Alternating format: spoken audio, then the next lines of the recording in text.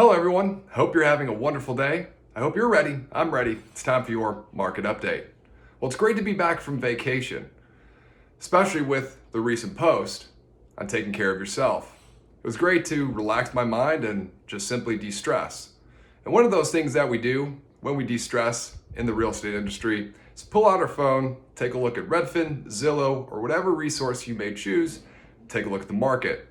It was interesting down in the Gulf Shores of Alabama, a pretty big vacation spot for the country, to see that homes along the shoreline were selling for 1.5 as high as $10 million. It's a lot of wealth to be generated. There's also quite a bit of development going on down there with such limited land. Real estate industry is certainly booming in many aspects, but there's a lot going on from the mortgage side, as there generally always is. Guidelines changing, programs opening up, or even programs shutting down, guidelines tightening or loosening up. What is going on?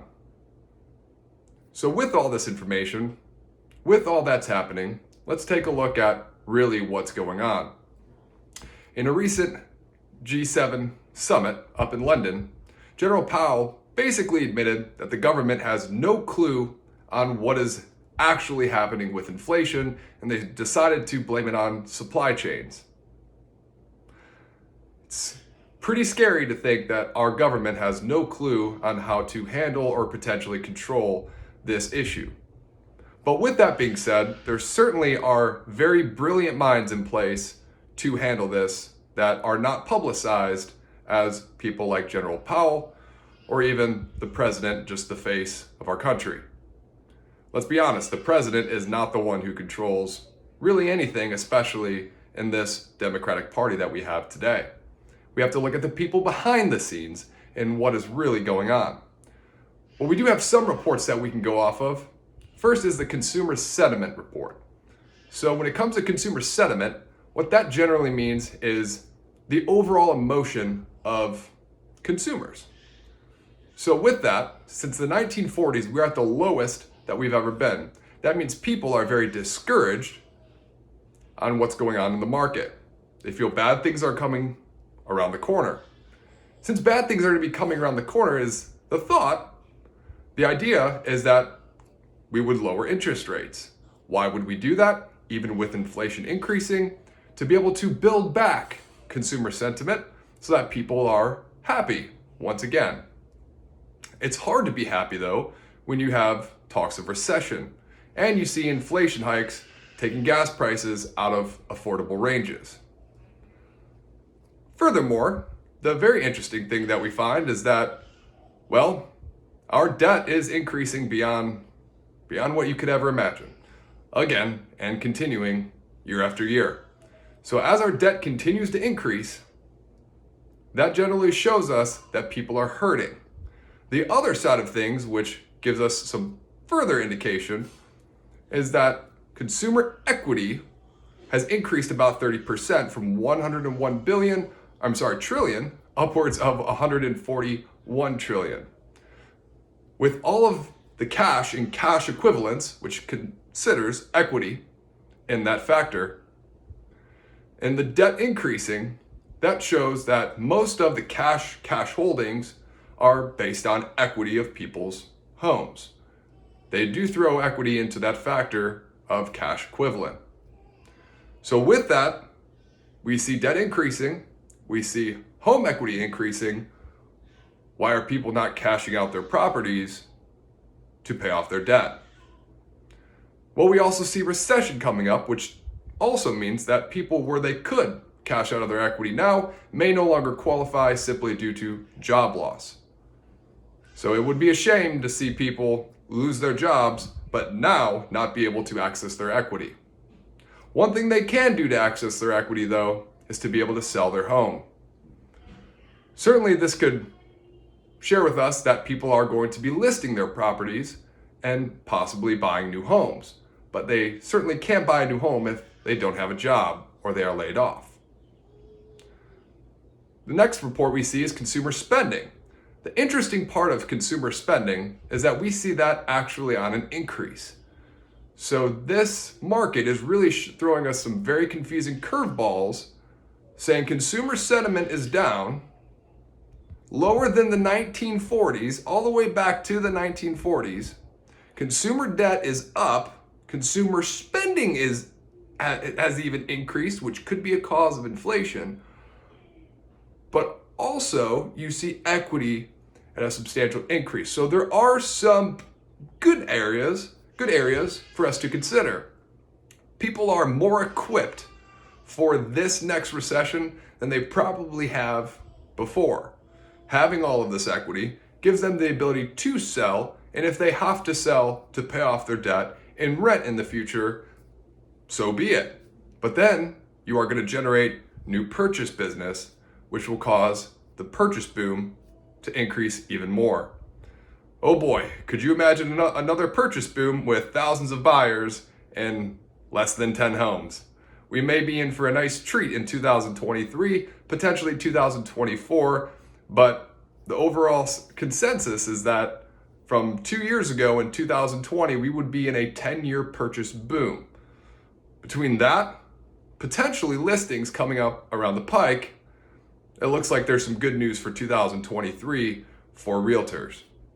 Now, with that being said, on the mortgage side, what we're actually seeing now is, as I discussed last time, is that when it comes to interest rates, what happens is they will go up or down, but they have to cross thresholds or barriers, okay? And so these are moving day averages. These averages are also have levels of resistance tied to them. So when you're looking at a chart, you want to see where was the resistance when it last went up or it last went down. The reason why a lot of mortgage loan officers and forecasters predict that we are nearing the top is because of the amount of resistance that we are seeing at every level. Even more interesting, after all of these reports, we find the US bond, the 10-year US Treasury bond, has significantly decreased, which means that rates will decrease because the coupon will go up. That sounds a little confusing. Don't think too much into it. Essentially, bond goes down, rates go down with it. Coupon goes up, rates go down. Coupon is inverse, and the bond is as it is. So we are seeing the bond go down. The coupon has gone up about 100 basis points just in the past 2 days after all of this information had been released. From what I have seen in recent applications that I have been able to price out, I saw rates go as high as 6.375 to 6.5% at no points for very qualified individuals, all the way down to 5.99 or even 5.875. Keep in mind, I give a 0.5% credit to any of your clients that you send over to me. So that certainly helps them on their interest rate. But with that being said, that is very good news from an interest rate standpoint. So the question being, with all of this information, are we going to see rates come down with the recession here soon? Or are we going to see them tick further up? No one really knows because everyone is predicting. It is a market that is undetermined. The government can do what they want, and they can certainly hike up the Fed rate, and the bond may follow. But a lot of times, in a normal recession, the bond has also gone the other direction. So what will it do this time?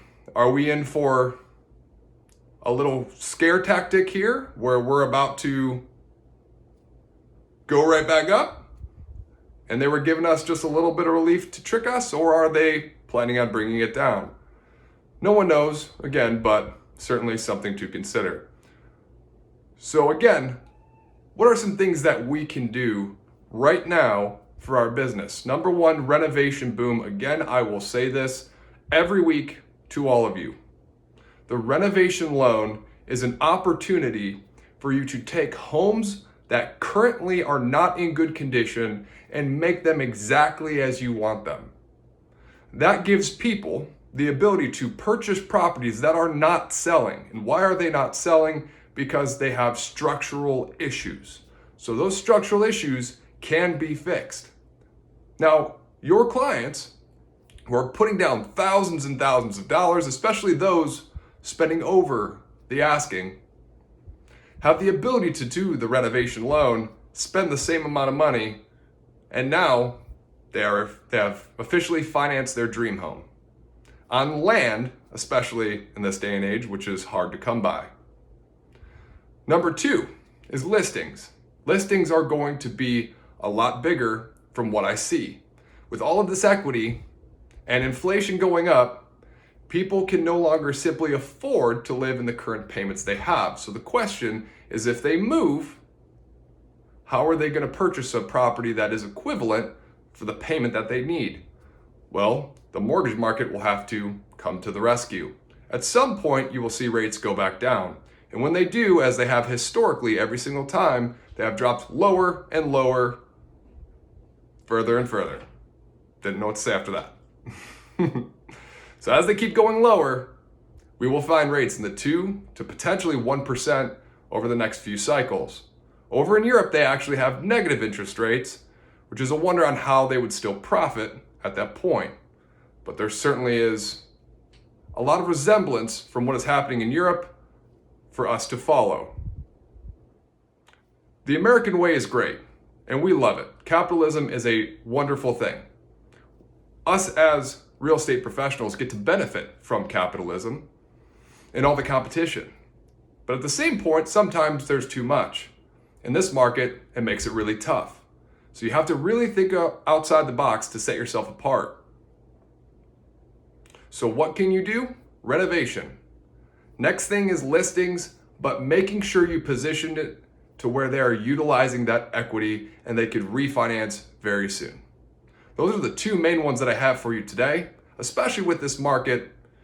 Now, it's nice to take this information and just store it away just for future reference. But what I would do, if I were you, is I would take this information and I would educate my consumers. Position yourself in the market with this information to be able to tell them what is happening in our economy, how it will affect them, and how they should move forward. With all the information at the tips of our fingers, we have the ability to educate ourselves. But as I mentioned before in a previous post, was that people are being misguided. There is so much information out there that they are coming to you, and they are also coming to me with false information thinking it's true. Hence, lenders are still quoting lowball rates like the good old Quicken Loans, stating that 3 to 4% is still available. Unfortunately, they don't disclose the 9 points that they would have to pay. So it's all about truth and honesty, but if you're able to advise, advising is going to set you apart. I learned that a long time ago. Telling the truth, being an advisor, but not selling. Now, selling, you may wonder why. Well, people are not going to be fooled any longer. So try not to sell, advise, learn your craft while you can right now in your downtime, because come 2023, when rates go back down and you have buyers at your fingertips, you're driving all over, you're selling homes, you're helping buyers purchase homes, times are great. They are prosperous. And they're going to put you in a position where you don't have time to think about your business. So start thinking about your business now. Take the time, develop your plan, think about what you did last time and how you're going to fix it, how you're going to improve on it.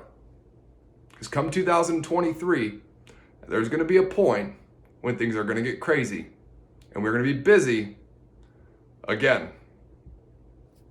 There's a delay. So I hope you all have a wonderful day. Enjoy the sun, the beautiful weather, the summer that we have. Try not to get too down with this consumer sentiment, and let's start making people happy. Have a wonderful day.